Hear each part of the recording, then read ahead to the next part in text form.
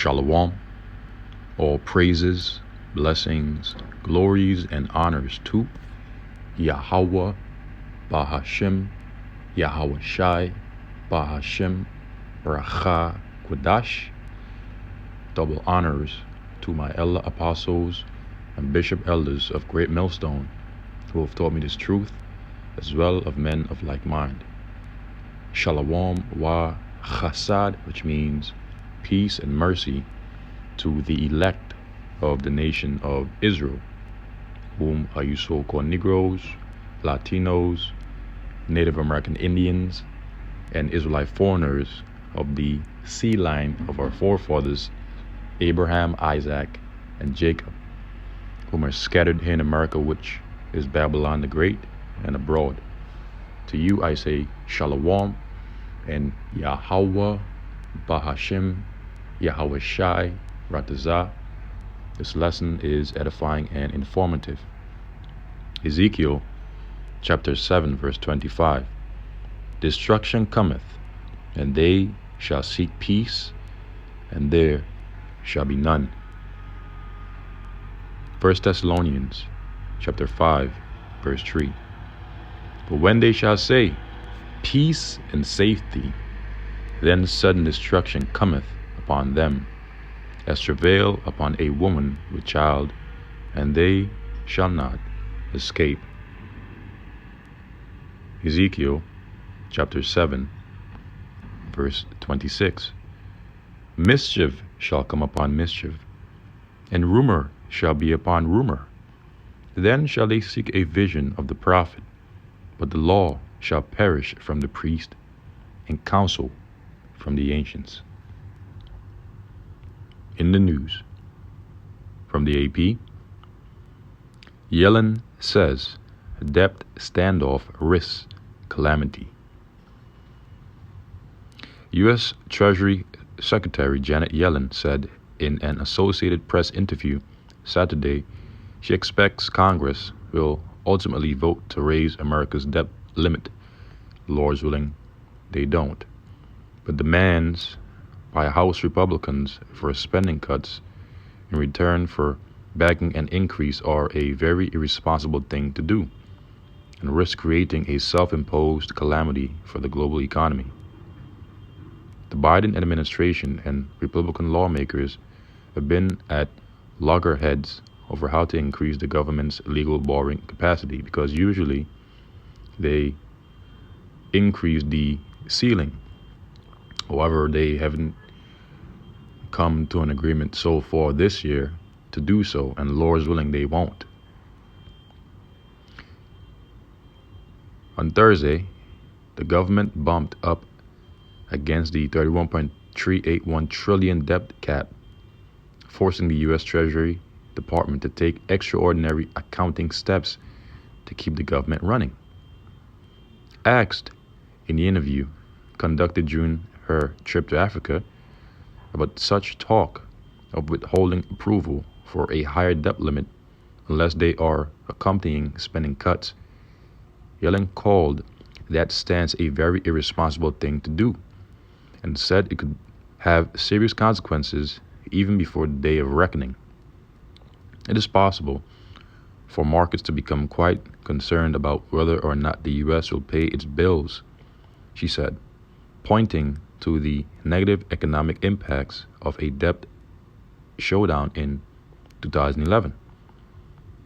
As for a potential default, she said, that would impose a self-imposed calamity in the United States and the world economy.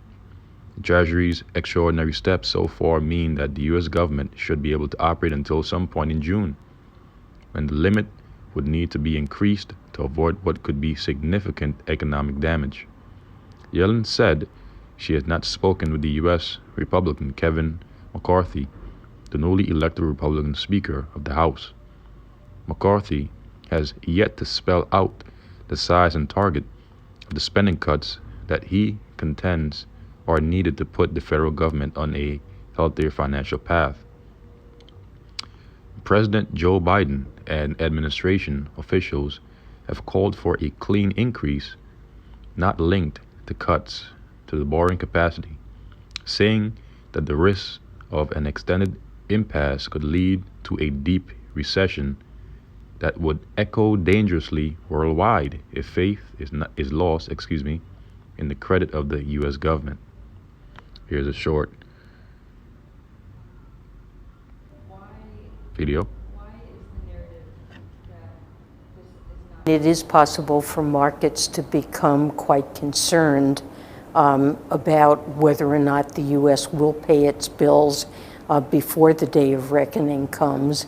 And we saw that in 2011, the United States experienced a credit downgrade for the first time in its history. And that can have serious market consequences, and it can have consequences for the U.S. borrowing costs and for the borrowing costs of every American, which are tied to the cost of the U.S. Treasury to borrow. So it's a very irresponsible thing to do. And this would in turn negatively affect U.S. businesses and would cause U.S. businesses to begin laying off even more of their workforces, because the cost of borrowing would have then become way too higher. And that would then create what is known as a deflationary environment. To put it in much shorter summary, it would be very hard for people to find work because many businesses, corporation, industry rely on credit or debt to function. On their balance sheet, it is known as liabilities. And liabilities is simply debt. So they borrow money from large entities and they expand that money so that they can then later on pay it back and keep the spread as their profit.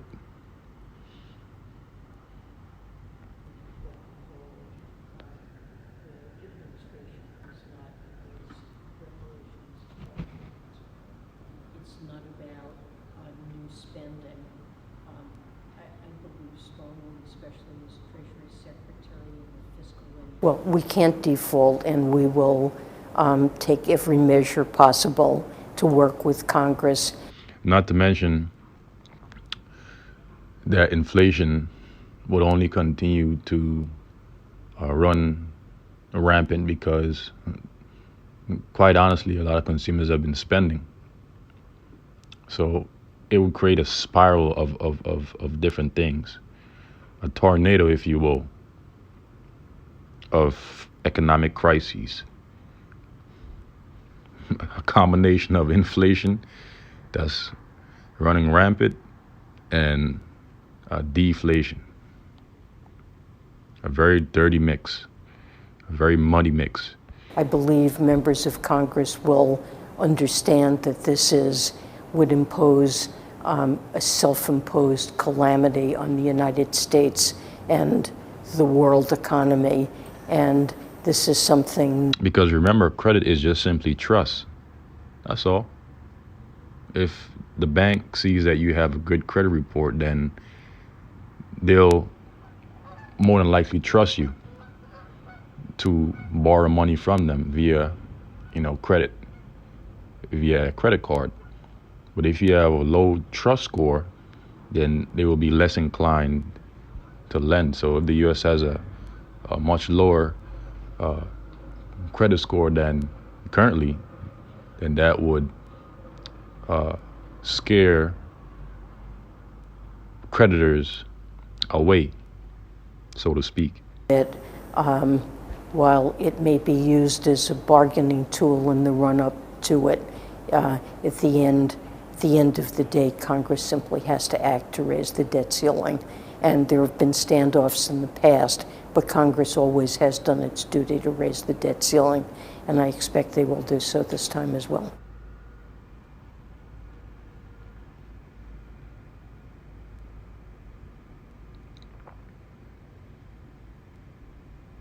Well, we feel it's essential that the debt ceiling be raised, and that Congress needs to understand that this is about paying bills that have already been incurred by decisions of this and past Congresses. And it's not about new spending. I believe strongly, especially as Treasury Secretary, in a fiscally sustainable path. That's important for any country. But it can't be negotiated over whether or not we're going to pay our bills. And not to do so would have devastating economic consequences. So I believe in the end we will find a way around this, and Congress will act to meet what I believe is a shared bipartisan responsibility to raise the debt ceiling.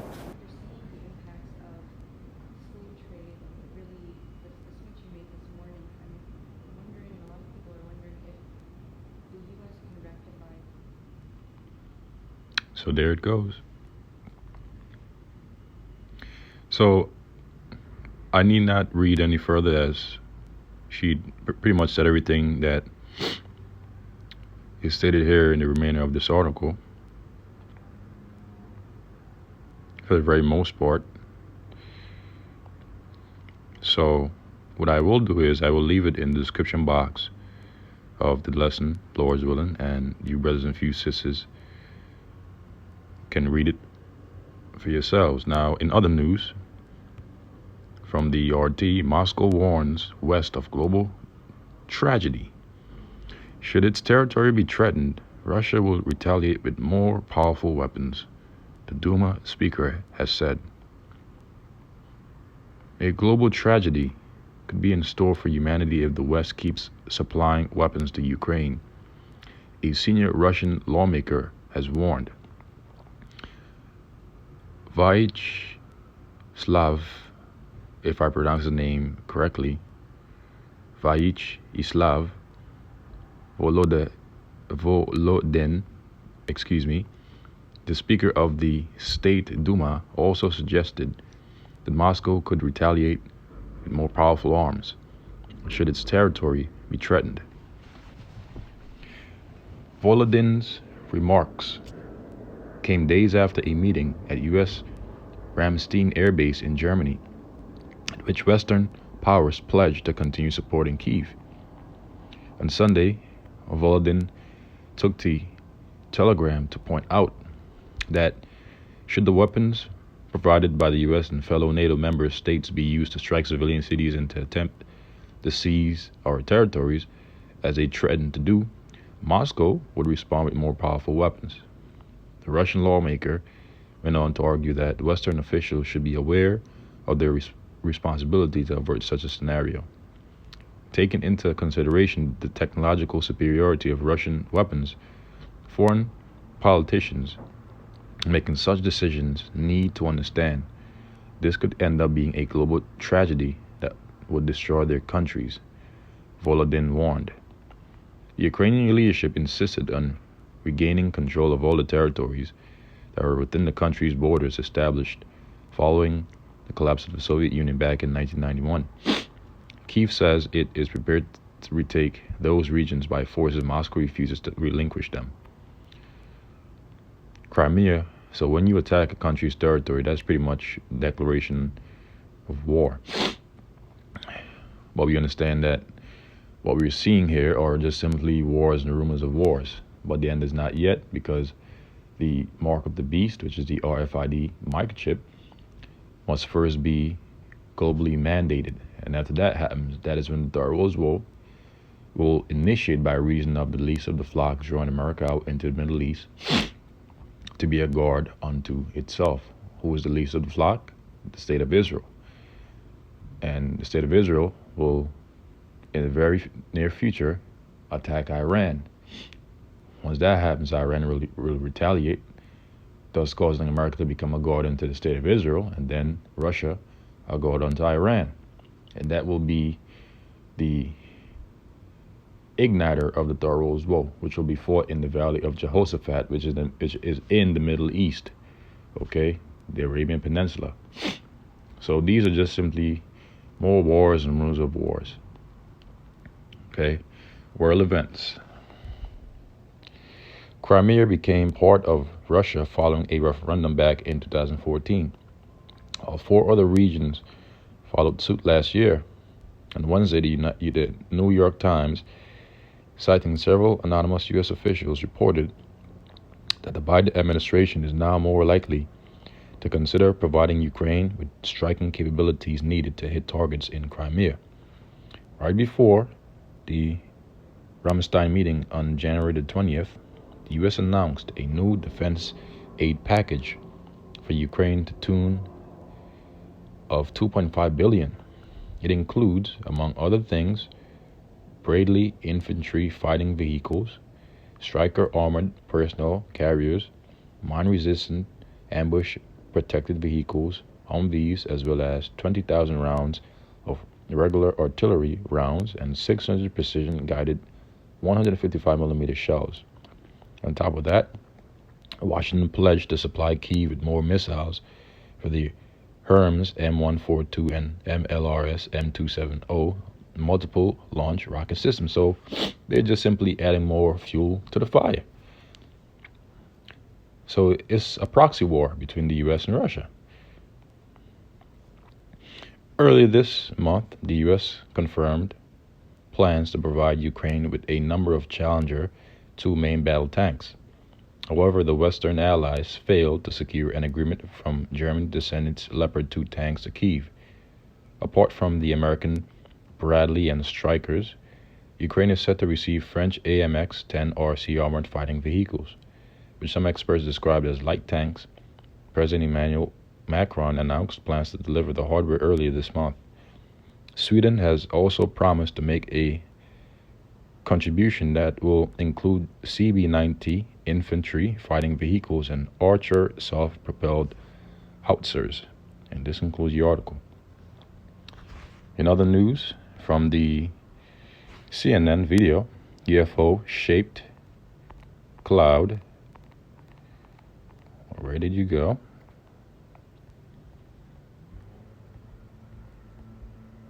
Shocks residents in Turkish city. Let's take a look. This is clearly a chariot.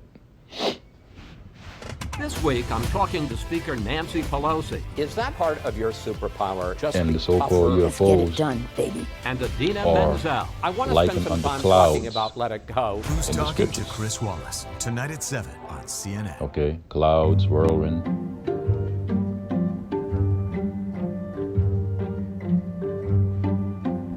And the scripture says that the eyes of the Lord are in every place, beholding both the good and the evil. Okay, through the angels, and also through us here on the earth, the prophets.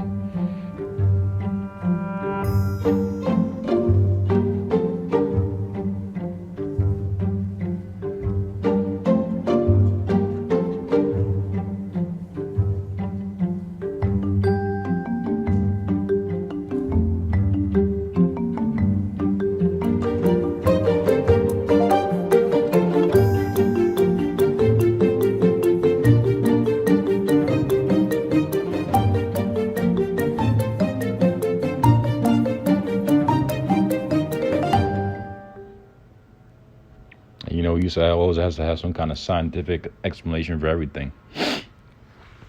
So let's conclude this lesson by rereading Ezekiel chapter 7, verse 25. It says, "Destruction cometh, and they shall seek peace, and there shall be none." So in the time of calamities, the times of destruction, people will attempt to seek peace. And when they're going to be promised that peace, that is when destruction will come upon them suddenly, according to 1 Thessalonians chapter 5, verse 3. And there shall be none, right? So there shall be no peace. Okay? Only evils during the times of destruction. Mischief shall come upon mischief, and rumor shall be upon rumor. More bad news after more bad news. And then shall they seek a vision of the prophet. No, we got to find those guys that used to be on the street corners teaching.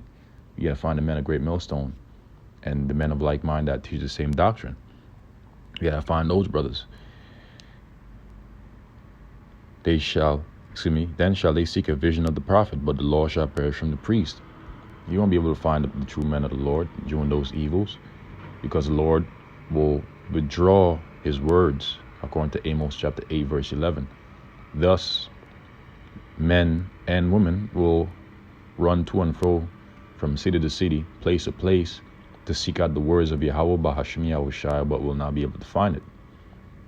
The law shall perish from the priest. So your Creflo Dollar, your TD Jakes, your Joel Osteen, your false prophets, your false leaders, they won't have the answers for you at all when all hell breaks loose.